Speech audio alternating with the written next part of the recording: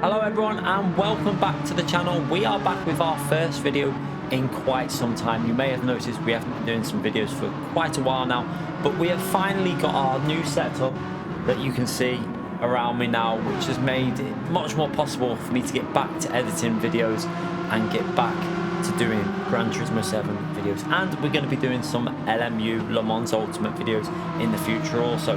So this week we've been given an absolutely amazing daily race by Gran Turismo 7, one of the best in quite some time, and particularly because the slipstream doesn't play as big a part as normal. Now if you do enjoy this video that you're going to watch now, make sure you get subscribed to the Key 25 on YouTube. Helps me out.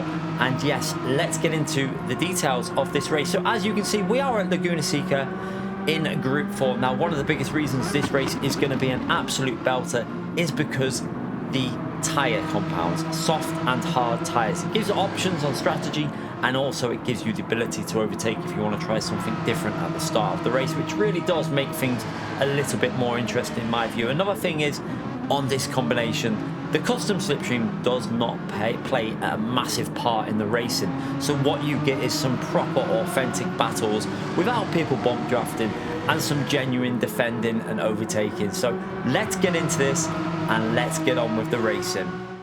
So let's get into race 1 of this video, and you can see there we're starting in P6 in a very strong lobby. 4A+, well-toured drivers starting from the back of the grid, very fast drivers starting from the front. This is going to be a real challenge. So we've got the Spanish driver in front of us there, and we've got Luke behind us in P7. Now the aim, obviously, on the first lap, as per usual, is try not to make too many mistakes. In these lobbies, you're rarely going to see that many mistakes from the front, so you really do need to make sure that you're not one of them people that does it, because if you do, you're going to get punished massively in these lobbies. Now again, you can really see the difference with this combination to other combinations when we're getting on the straights, because this track doesn't have them massive long straights. You're going to see that the racing is more about battling. You're not going to see people bump drafting, which is one thing that has really been putting me off Gran Turismo recently, with the bump drafting, the fake overtaking.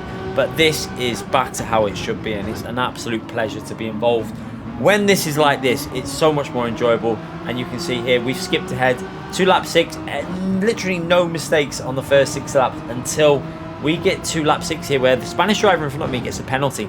Now at this stage of the race, I'm thinking, I reckon it's going to be a good idea to get into the pits, because if when he takes his penalty, we're probably going to be right next to him battling into turn 1. So to avoid that and to reduce the loss of time and to go for an undercut, because remember, we're on the hard tyres and the soft tyre is massively quicker, I thought I'd take a risk here. We're in the Megane Trophy.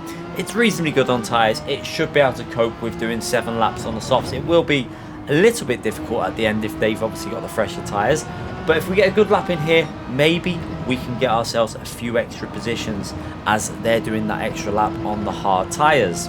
Now this is another reason why I really do like this combination, is because you can take a risk from the back of the grid, get on them soft tyres and go for some overtakes on the first 3 or 4 laps, because you have so much more grip than the hard tyre runners, and it really does give you some good racing at the start if you want to go for that strategy. You know, try and make up positions and then defend when you're on the hard tyres. So you can see here we've completed our first lap on the soft tyres, and now we've got the group that have gone for that extra lap. They've come out of the pits, and you can see we've actually gained a few positions here. It looks like we're going to go from P6 to P4 with that undercut. So the undercut is massively strong on this combination, with it being a lot of corners, braking zones. Them soft tyres are going to give you a huge advantage, and you can see we've jumped ourselves up to P4 now, but we do have that extra lap on the tyres, and this combination is running ×5 on the tyre ratio. So basically we've done 5 laps more on these softs than the people behind, and that is going to be a challenge as we get later on in this race. But you can see here we've got a decent gap to Sammy behind us there. We've managed to get over, well, just under a second there to Sammy, and we were quite a bit behind him as we went into the pits. And then just in front of us here we've got a car. It's Elias. He has gone off the track there, and he's going to pick up dirty tyres, and you can see there we're going to try and go for the overtake here around the outside. Can we make this work? Going through the corkscrew, some absolutely lovely racing through there, and we've managed to get ourselves into the podium position. And from this position, it's going to be a big challenge to try and hold on to that P3, but we're going to give this a go. We've obviously gone for that undercut, and we've managed to gain an extra position than what I thought I was going to, with Elias here having a big moment on the rear, which has just given us a little bit of a buffer here, so we can just focus on driving and not worry about defending at this stage too much. But with them fresher tyres, they are going to come at us very, very quickly. So we're going to just have to try and be very defensive, very clever in how we position the cars for these corners. You know, making sure that you're getting the exit speeds, trying to make sure that you cover the inside. It's going to be a real hard-fought battle, this, right to the very end. And we can see there, skipping a little bit further ahead, now on to lap 10, the start of lap 10. And you can see Elias is right back behind us. He's managed to catch up in that slipstream, and you can see how the slipstream now, though, it's not in that position where it's just giving you a free overtake. It's getting cars up close, so if you get a good exit off the final corner there, it puts you in a position to go for an overtake, and this is it's really well done, actually. On tracks like this, at Laguna Seca, Brands Hatch, tracks like that, you know, in Group 4, Group 3, the custom slipstream kind of works. It does its job. It gives you that ability to go for an overtake without gifting you the overtake. And you're not going to see people doing bump drafting here. You can see people want to do the overtakes. People want to battle it out. You want to defend. And it creates much more exciting racing, in my view. And this is the type of racing that I think is better for Gran Turismo. It's so much more enjoyable. And yeah, it's none of this free passes, you know, bump drafting. One of the things that really puts me off is how people have just turned in these power tracks to just bumping each other all the way around the track. And I get it. I do it. It's the way that the game works. It's best for you if you get, you know, to get the best result possible. But this is much more entertaining for me. And yeah, this is Gran Turismo back at its best, in my personal opinion. Now you can see there, this battle is developing into more than a few cars. We've now got 4 cars involved with this podium battle as we chase on. Now we're not worried about P1 and P2. We obviously pitted early, not with any concern for going for the win in this race. This is purely about trying to hold on at this stage, and we've got 3 laps to try and do that. You can see in our mirror we've got Elias again getting very, very close. He's going to go for that slightly wider line. You can see there, positioning the car for a good exit.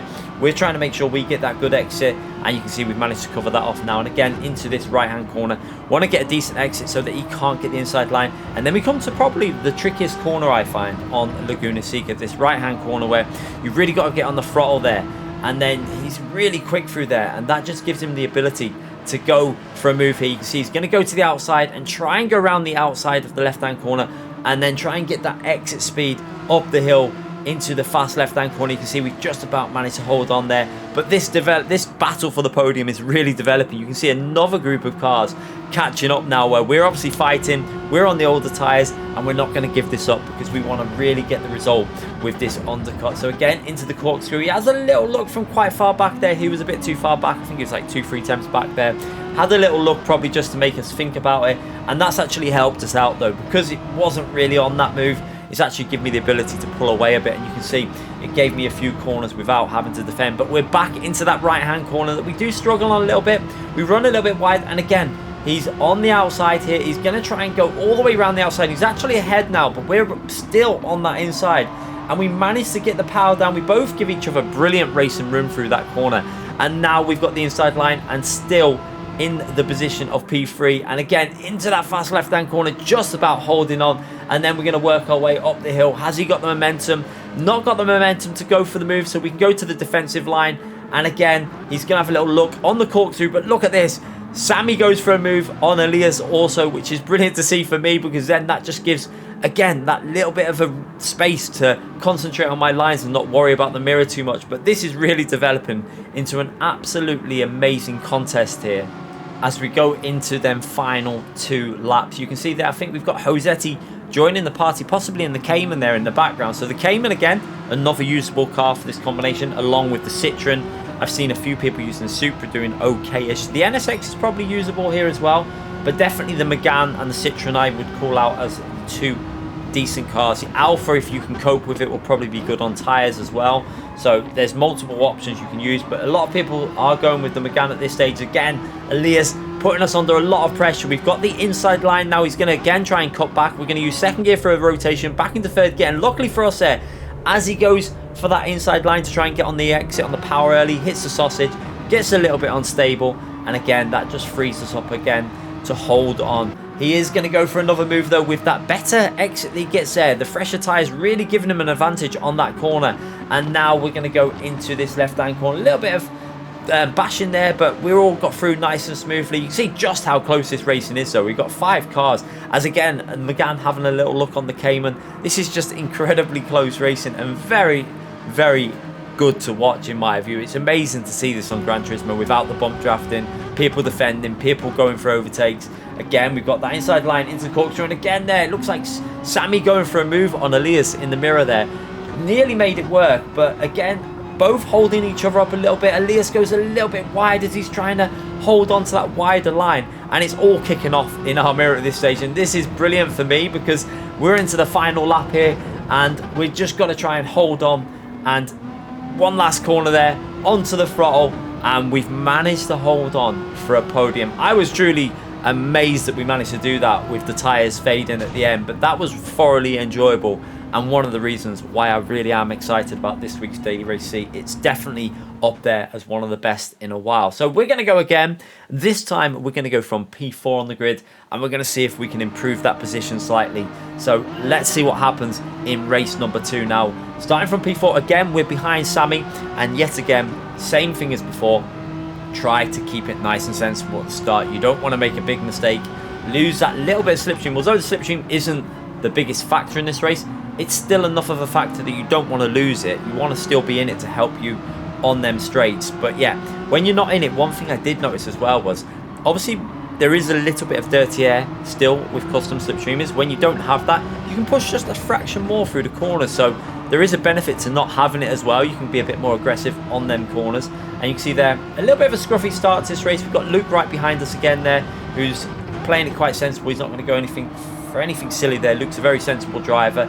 He won't do anything daft. So it's always good to have them drivers around you. Same with Sammy in front of us. We know these are clean drivers. We know that it's going to be a good race and there shouldn't be any incidents. So again, trying to be very cautious on some of these corners. You don't want to run into the gravel and get them dirty tyres straight away. So lap 1, all about safety. Don't take any big risks here, unless you obviously get gifted a nice position on a plate basically. But yeah, you can see getting very close to Sammy here though, as he picks up a penalty. Now, he did cut that corner a little bit, but I don't know. I do wish that they'd get this penalty system a little bit more like other games, because other games definitely have a better system for the track limits that keeps the racing flowing. And you can see there, he's picked himself up a penalty for what I really couldn't see anything that wrong with what he did. He might have just about went over the corkscrew. Now, unfortunately for me, this was clear as day as penalty. I knew that was going to be a penalty. I went completely over the white line. So that was a track limit violation, and I deserved that penalty because we probably, without doing that, would have lost a position maybe to Luke behind us where we would have had to get on the brakes. But yeah, a little bit different to Sammy's. So he's going to take his penalty this lap. We're going to take it the next lap. So a bit of a switcheroo with the penalty situation here. He's going to lose his. I've gained one. But importantly, we've managed to get ourselves up that position into P3. And he is going to be fighting with Luke behind him now. So if we can try and get a good lap, we've got no one in front of us now that's actually going to give us any dirty air. So we can actually push a bit. And you can see we actually did quite a nice job at building up the gap here as we come into the corkscrew. And we noticed behind us, we seem to have a driver that is on the soft tyres, and he's managed to get himself ahead of them with that strategy that we talked about before, starting on the soft tyres, fight your way through. And luckily, he's not going to get up to me. So he's held them up a bit by battling with them, overtaking them.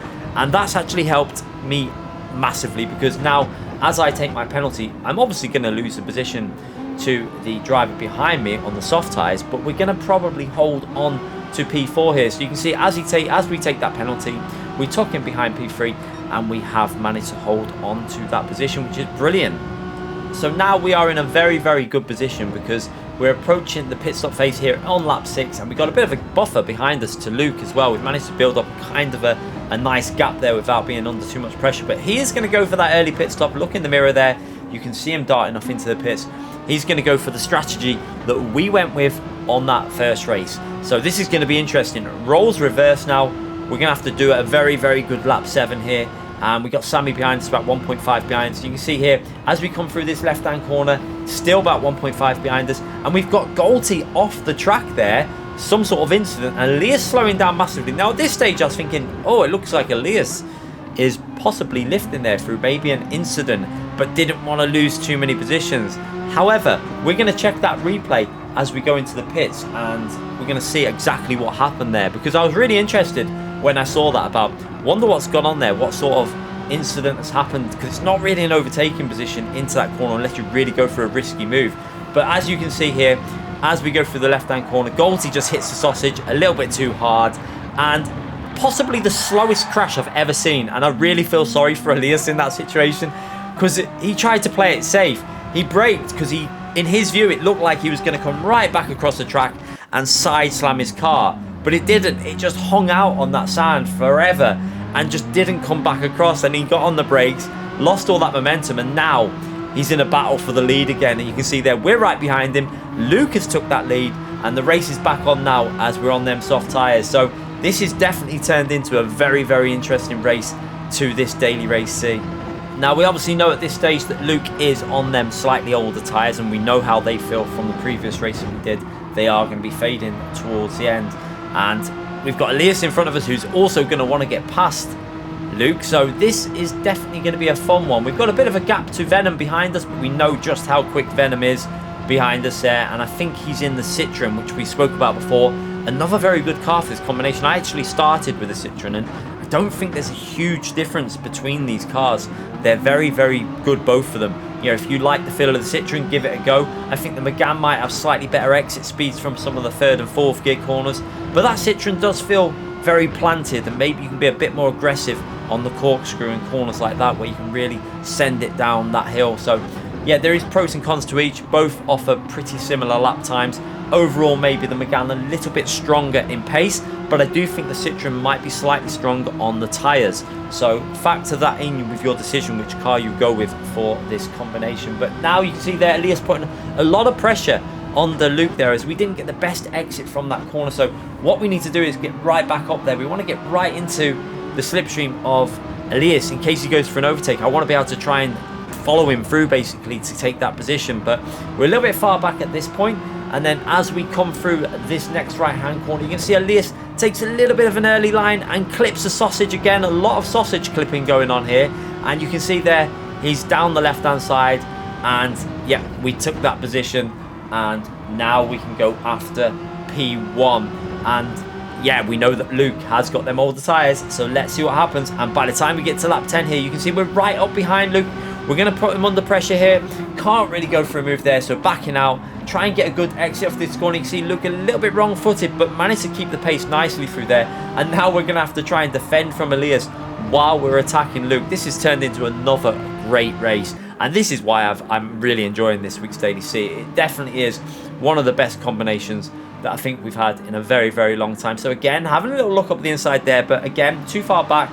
Got to be right up behind him there to go for a move. Now, at this stage, we see that Luke puts his indicator on. Now, I spotted that, so he obviously doesn't want to fight with his tyres. He wants to try and hang on as much as possible. For me, personally, I think he should have fought that to the very end, because this track you can defend, and it would have provided a really good battle. So it was a little bit disappointing that he gave that position up. I understand why he did. He wanted to try and keep his tyres going to the very end. He did say he was struggling with the tyres a bit when he pitted early.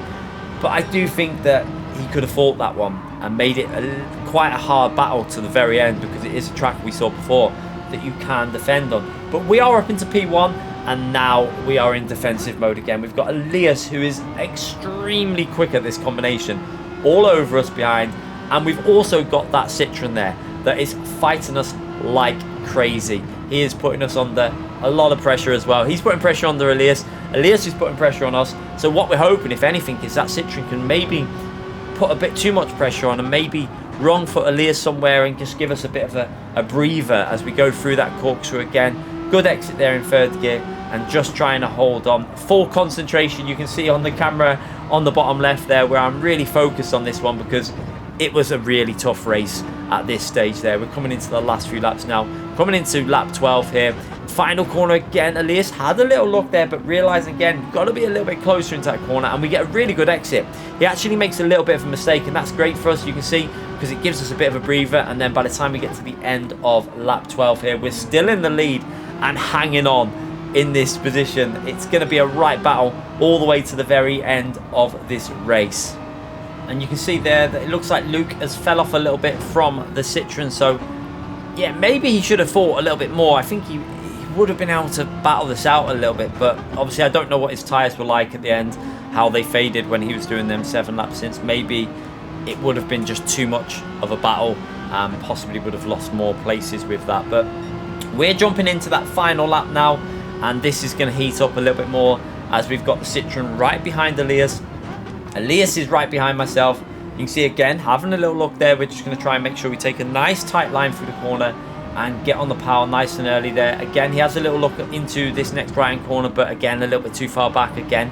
We're going to try and get that good exit, and now we're coming up to that tricky right-hand corner, which we know he's really quick on. We're going to try and get the best exit that we can. Again, we actually do quite a nice corner this time, and I felt like we can hold the outside line. You can see he does have a little look up the inside, but not really close enough. You can see in the mirror there, not really close enough to go for a move. We do give a little bit of space just in case he puts his front end up there.